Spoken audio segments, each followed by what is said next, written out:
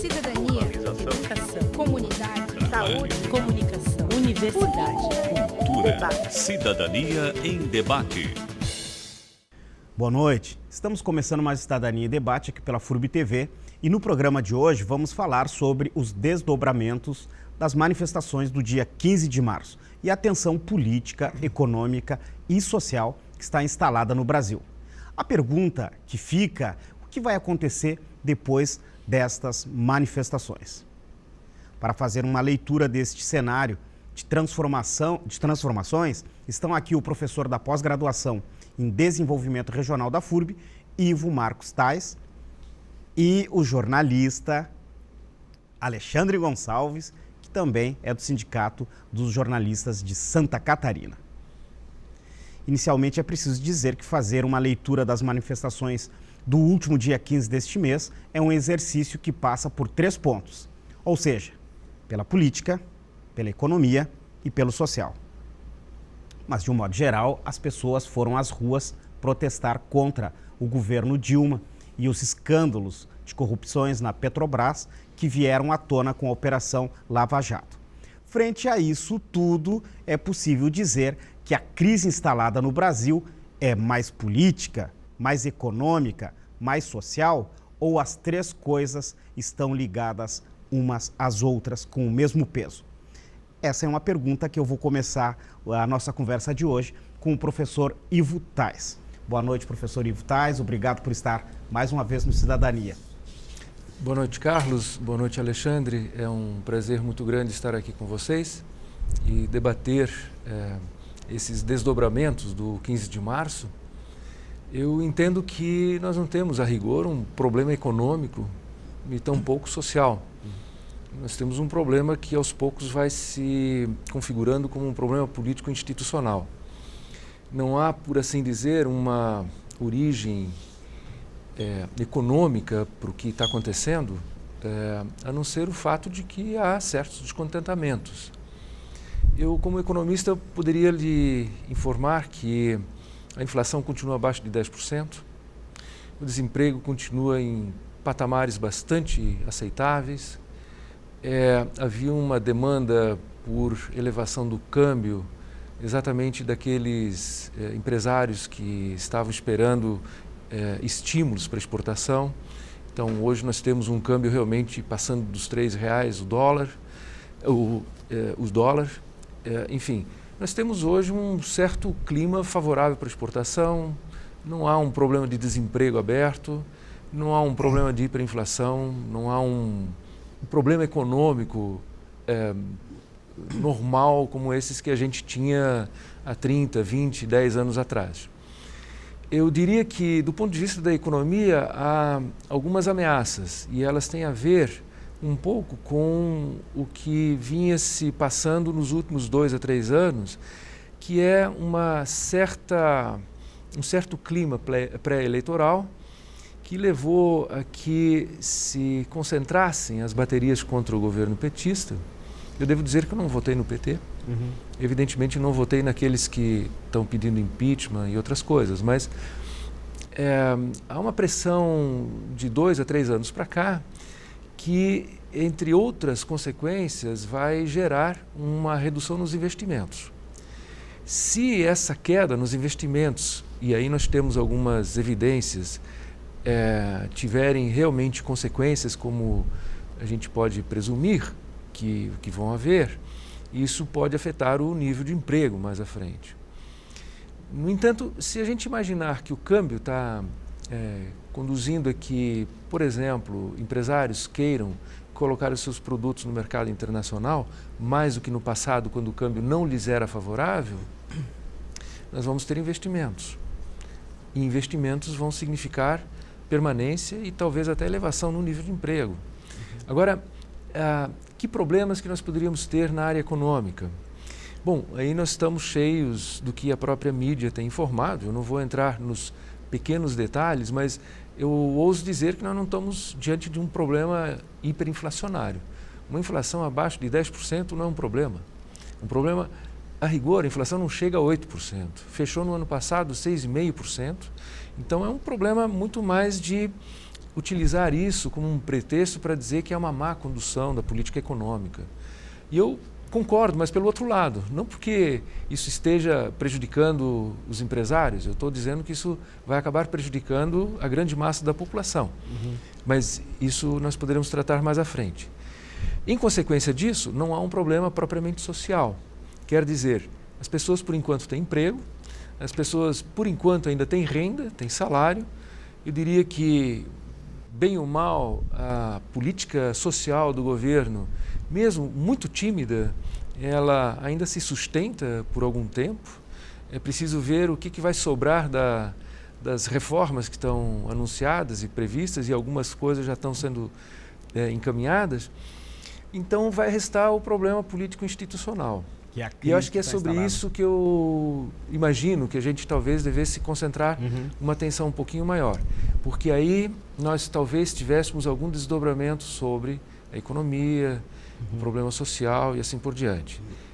É o meu ponto de vista, evidentemente não sou adivinho, eu realmente faço a crítica dos economistas, dos colegas economistas que fazem exercício de futurologia, porque nós não somos previsores de tempo, não trabalhamos com isso, né? O clima deixamos com os especialistas. Alexandre Gonçalves, boa noite, obrigado por estar mais uma vez aqui no Cidadania em Debate, né? Alexandre, as pessoas foram para as ruas, elas foram protestar contra o governo Dilma, e nós temos aí então instalado uma crise, né, num primeiro momento, que parece ser muito mais política, né? Sem dúvida. Boa noite, Carlos, boa noite aos telespectadores, boa noite ao meu amigo Ivo Tais, talvez uma das grandes cabeças pensantes aqui de Blumenau. Como o próprio Ivo falou, não há um problema social hoje no país, né? Nós estamos vivendo a questão do pleno emprego, houve uma ascendência dos mais pobres, né, que ainda é tímida, mas já houve. A questão da economia, por mais alarde que se tente fazer, como o próprio Ivo, com a propriedade dele de economista, pode garantir, ainda está controlada, mas é preciso dizer que houve alguns impactos, alguns anúncios que impactaram nas manifestações, como a questão da energia elétrica por conta das chuvas, né, com uma série de aumento da gasolina, algumas coisas que houve uma promessa na campanha e acabou não sendo cumprido, mas o fato que eu entendo é um cansaço, né, uma estagnação política, de um cansaço da população com o modelo do atual governo, pelo PT, afinal nós estamos indo aí para o 4º mandato. Lembrando que a última eleição foi a mais parelha da história desses últimos tempos, ou seja, a diferença foi mínima. E esses ânimos que se acirraram durante o processo eleitoral, eles estão desembocando agora por uma série de situações, inclusive essas questões econômicas que a gente falou, e principalmente por esses escândalos de corrupção que já vinham acontecendo, que sempre aconteceram, mas que estão aflorando muito fortemente nesse período. Eu acompanhei a manifestação de Blumenau como profissional, como jornalista, e percebi realmente um movimento bastante voluntário. Tem muita gente tentando dar um caráter partidário das iniciativas, das manifestações, que eu até entendo que aconteceram em alguns locais, mas em Blumenau eu não percebi isso. E eu estava no chão, estava com as pessoas, e tu percebia. É claro que a gente tem que fazer um recorte aqui, lembrando que Blumenau deu uma das vitórias mais expressivas para o candidato de oposição no último processo eleitoral, mas tu percebia um descontentamento muito grande das pessoas com o PT, com o governo, e atribuindo todas as questões de corrupção ao governo federal. E aí a gente também tem que falar de um pouquinho da falta de informação das pessoas para entender o funcionamento da política nacional e perceber que se o governo federal tem problemas, e tem problemas muito sérios e muito graves, e tem que se resolver, os problemas não são somente do governo federal. São do Congresso Nacional, são do governo do Estado, são aqui da nossa prefeitura, da nossa Câmara Legislativa, dos políticos em geral e principalmente, não só dos políticos, mas lembrar da classe empresarial, né, e de nós, eleitores. Porque se essas pessoas estão nos lugares que elas estão, são porque a gente colocou elas, né? Então, e também reforçar muito isso, e eu fiquei muito surpreso, por exemplo, com a participação da Associação Empresarial nesse movimento, lembrando que só existe corruptos porque existem corruptores, né? Então, nesse escândalo da Petrobras, as grandes empreiteiras do país estão na linha de frente. Nós não estamos falando de café pequeno, sendo que uma das empresas presta serviço público aqui em Blumenau, também numa negociata muito estranha. Então, o momento é muito grave, né? Eu acho que é um momento político bastante difícil que o país atravessa. Eu não consigo enxergar muitas luzes no caminho, acho que as dificuldades são grandes, mas todas as outras questões permeiam o momento político e a dificuldade política. Ivo, você falou que não dá para fazer umas previsões como muitos economistas gostam de fazer, né? De apontar, olha, a projeção vai ser assim, vai ser assado. Mas a curto prazo, frente a essa crise que ela é política e está posta aí, né? Balança muito a questão econômica, professor Ivo? Então, eu entendo que tem algumas possibilidades de trabalhar com tendências e construir algum cenário a partir do que a gente observa na realidade nesses últimos meses e, eu diria, é preciso colocar em perspectiva alguns anos. A elevação do custo dos combustíveis, por exemplo, esse é um dado que pega se, por exemplo, você fizer alarde em torno disso, porque todos somos consumidores de combustível, né? Muito bem. Deixa eu lhe dar um número. A gasolina não é o principal combustível utilizado no país, é óleo diesel. Basta olhar no balanço energético nacional. Quem utiliza isso? Empresas. E elas pagam isso mesmo? Não, elas ganham, muitas empresas ganham subsidiado esse óleo. E é pago, claro, e ele é mais barato do que a gasolina, mas ele é subsidiado para muitas empresas. Mas isso é porque se quer manter, por exemplo, os custos reduzidos para manter o nível de produção, etc. Vamos num outro dado, a coisa da inflação. A inflação, muita gente fala que tem um problema muito sério de inflação. Por exemplo, que vai ser alimentado pela elevação dos combustíveis. Eu não vejo como isso possa acontecer. O que eu vejo de grave problema é o elevado nível da taxa de juros. A taxa de juros está num patamar dos mais elevados do mundo. Por exemplo, no caso do Brasil, ele chega a quase 2 vezes a taxa de inflação. A taxa de juros, nesse patamar, influencia o nível de preços. Você diz, como, professor Ivo? Eu lhe digo assim, o empresário que toma um papagaio do banco, ele evidentemente não vai devolver apenas o dinheiro que ele está tomando emprestado, ele tem que devolver o dinheiro mais os juros correntes. E aí não são os 12% da TJLP, são às vezes 4, 5, depende, se for no cheque especial, 7% ao mês. Esses juros, evidentemente, o empresário não absorve. Se ele absorver, o negócio dele quebra.